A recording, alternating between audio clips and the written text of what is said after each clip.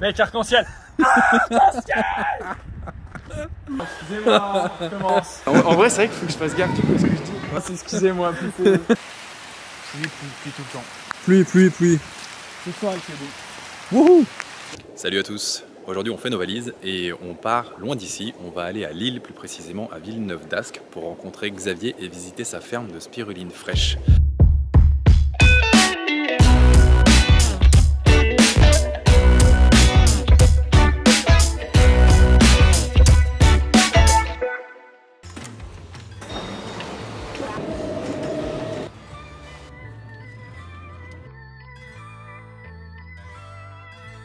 Et voilà, on vient d'arriver dans la ferme de Etika Spirulina chez Xavier qui va nous expliquer un petit peu comment est-ce qu'il a configuré sa ferme. Il bosse un petit peu en milieu urbain et voilà, on va en savoir un petit peu plus.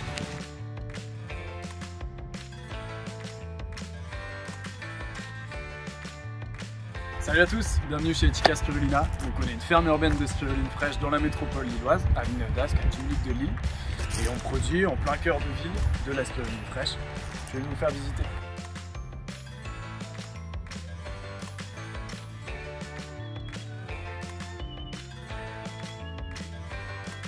On va aller le retrouver pour qu'il nous explique un petit peu comment est-ce qu'ils ont construit cette ferme, quels sont les produits qu'ils proposent, ça on verra dans la seconde partie. Et à terme de cette vidéo, on peut savoir comment est-ce qu'il en est arrivé là. On a démarré la construction en juin de cette année. On a mis un mois et demi à peu près pour construire l'installation, ou en tout cas la partie production pour pouvoir lancer la culture.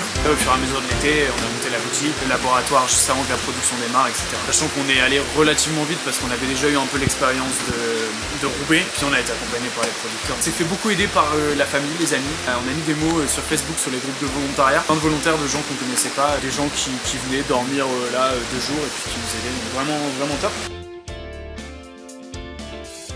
Ils font 100 mètres carrés chacun. En fait, on a beaucoup adapté les bassins par rapport à la taille de la serre. C'est relativement simple. On a essayé de faire les choses simples et de mettre entre guillemets les investissements aux endroits qui étaient le plus sensibles en termes de bactériaux. Le bassin, c'est de la structure bois avec un géotextile classique à l'intérieur et puis une bâche alimentaire. On essaye de rester un peu en micro-ferme, petite ferme artisanale. Notre seuil maximal de production, ça serait 600 mètres carrés, donc 3 fois ça au maximum. Et entre guillemets, le besoin pour répondre aux besoins régionaux, enfin la production pour répondre aux besoins régionaux, et que notre production reste dans la région. Vous voulez nous commander de la spiruline au bout de la France, il n'y a aucun souci. Mais à terme, si ça marche vraiment bien, pourquoi pas plutôt aller dupliquer cette ferme ailleurs.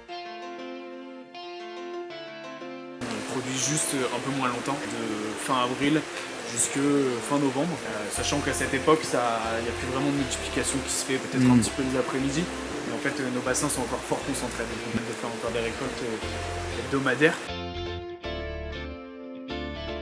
Dans le fond, vous voyez ce qu'on appelle un pan bioclimatique, des barils peints en noir remplis d'eau. L'eau, entre guillemets, stocke la chaleur la journée, chauffe, et la nuit, elle restitue un peu de la chaleur dans la serre, en refroidissant. Et ça nous fait gagner...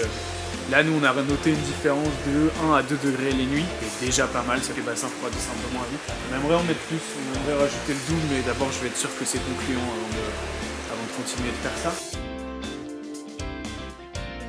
Et aussi des pompes Sun, donc des pompes assez puissantes qui envoient du 3000 litres à heure, 6000 litres à heure pour les débuts de bassin. Au milieu, on a un bulleur à oxygène qui nous permet entre guillemets de casser la croûte centrale et d'agiter un peu au milieu pour avoir quelque chose d'assez homogène. Une souche un peu particulière qu'on appelle les gnocchis reproducteurs qui nous plaît bien parce qu'elle est assez résistante thermiquement, elle est encore capable de se multiplier à 17-18 degrés, donc nous ça nous plaît bien ici. Et c'est vrai qu'elle a la spécificité d'être très flottante, elle remonte fort en surface. Ouais, l'ombrage il est très important chez nous parce que comme nos bassins sont relativement froids quand on réveille, on arrive à 8h les bassins, même l'été à 17-18 degrés, 20 degrés, en ce moment plutôt 13.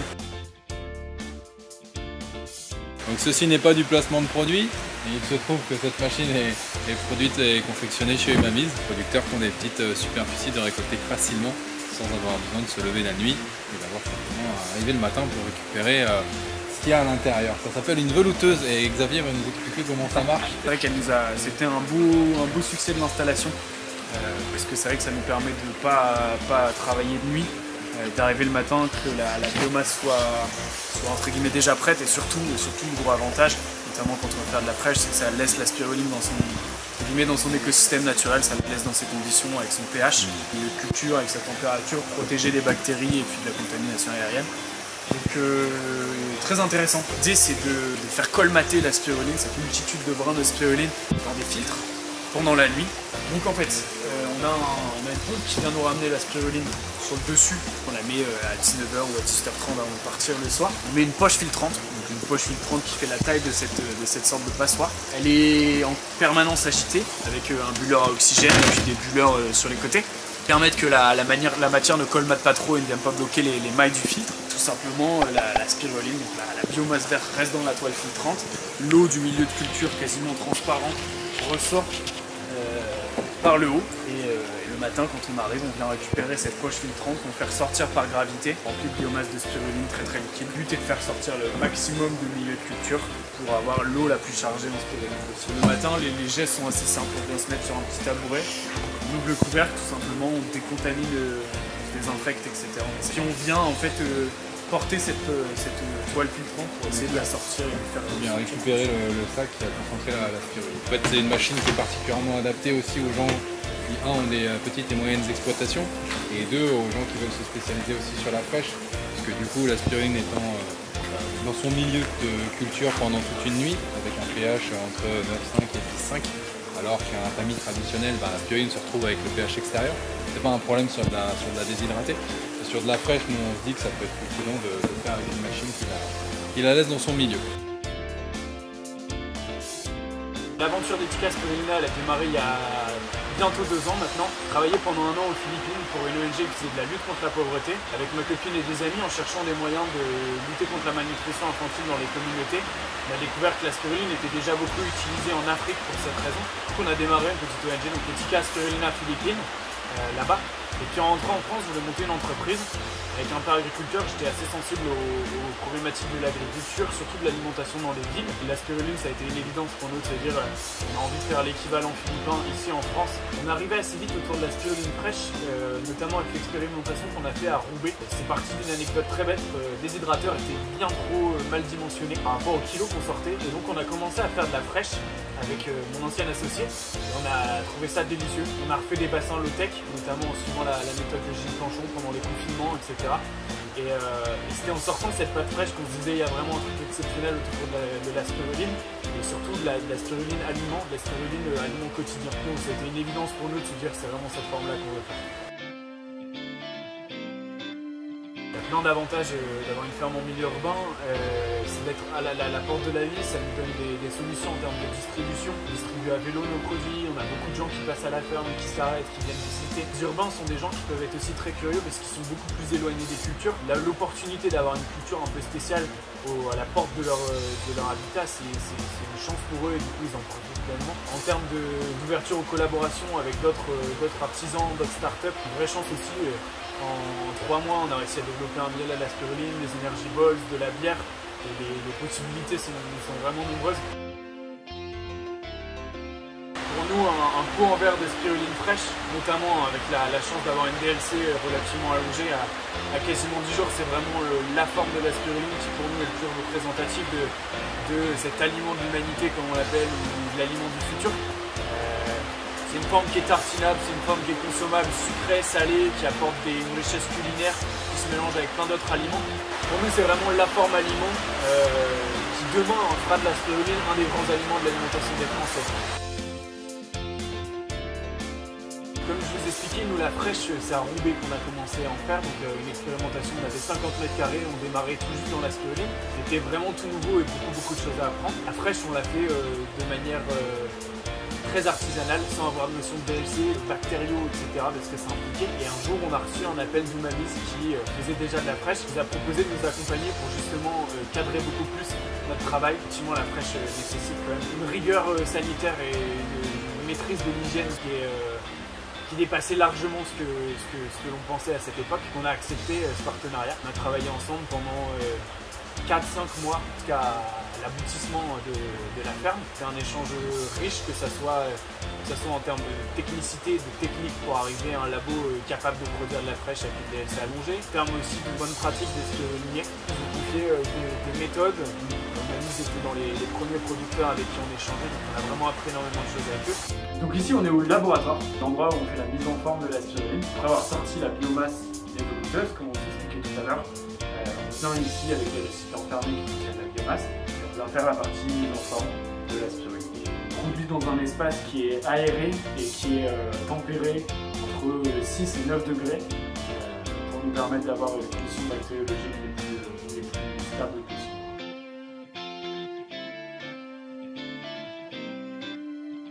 Chez Tikka Spirulina, notre spécificité du coup c'est surtout la fraîche.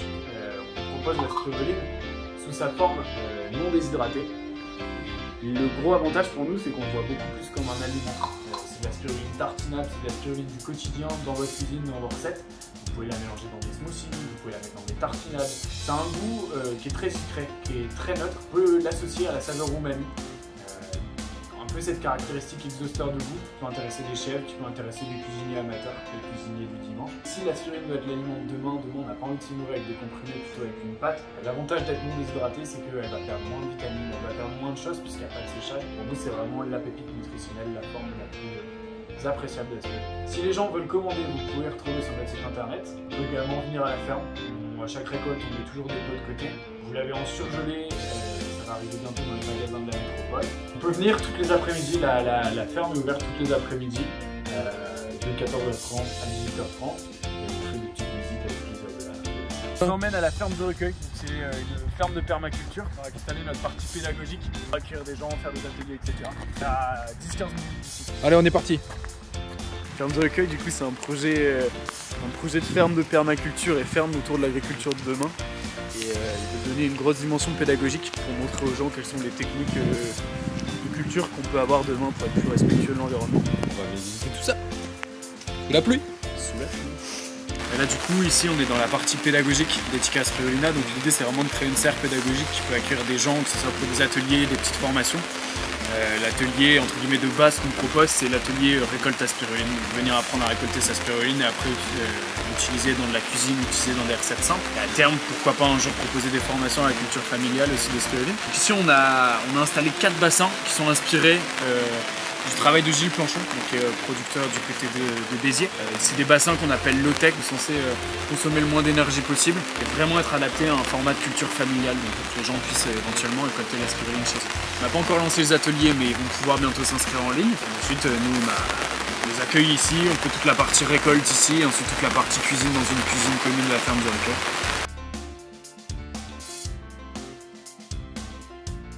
Bon, faut que vous sachiez que c'était très compliqué de clôturer cette vidéo, mais malgré tout on est très content d'avoir visité la ferme. C'est une belle ferme, c'est une belle structure, ça fonctionne bien. Donc merci Xav, c'était cool de faire cette visite. Dernier message pour dire qu'en fait on est super content d'avoir une vision commune, que pour nous un des modes de consommation de la spiruline d'avenir c'est la spiruline fraîche. On aimerait bien voir plus de producteurs grandir au local, à la porte de leurs consommateurs avec la spiruline fraîche. Et pour ça, ça nécessite quand même un vrai savoir-faire particulier qui est adapté à la fraîche. Là-dessus, on a développé des techniques, on a des connaissances en matos, en hygiène, en normes et en protocoles, et on sait que ce qu'on a réussi en tout cas à transmettre à Xavier avec tout ce qu'il savait déjà a fonctionné très bien puisqu'il a validé ici une DLC à 10 jours sur la spiruline fraîche. Ça c'est vrai que c'est un message pour les producteurs ou les porteurs de projets ou les écolieux ou tous les gens qui veulent se lancer dans ce mode de consommation, et c'est quelque chose qu'on transmet du coup avec plaisir de l'accompagnement. Et nous voici de retour dans le sud, chez nous. On est quand même un petit peu mieux ici avec la chaleur, même si c'est très chaleureux là-haut. Merci à tous les Lillois et les gens du Nord pour l'accueil. On espère que la vidéo vous aura plu, c'est nouveau pour nous, donc on s'excuse pour les problématiques de son. On est encore un petit peu amateur sur certaines choses. Voilà, n'hésitez pas à vous abonner à la chaîne. On va vraiment essayer de pousser là très rapidement beaucoup plus de vidéos sur la vulgarisation technique de la production de spiruline, mais aussi sur les recettes pour vraiment démocratiser la consommation de spiruline au quotidien, de recettes sucrées, salées, voilà, que ça devienne plus évident de l'accommoder facilement dans des plats du quotidien. Et sur la partie nutrition aussi, on aimerait beaucoup arriver à interviewer des spécialistes, nutritionnistes, diététiciens, naturopathes. N'hésitez pas d'ailleurs à nous contacter si le concept vous intéresse et que vous voulez parler de la spiruline de cette façon-là. Et sur ce, bien, restez branchés, comme dirait Dimitri. C'est un des mots de la fin qu'il faut placer à chaque fois a priori.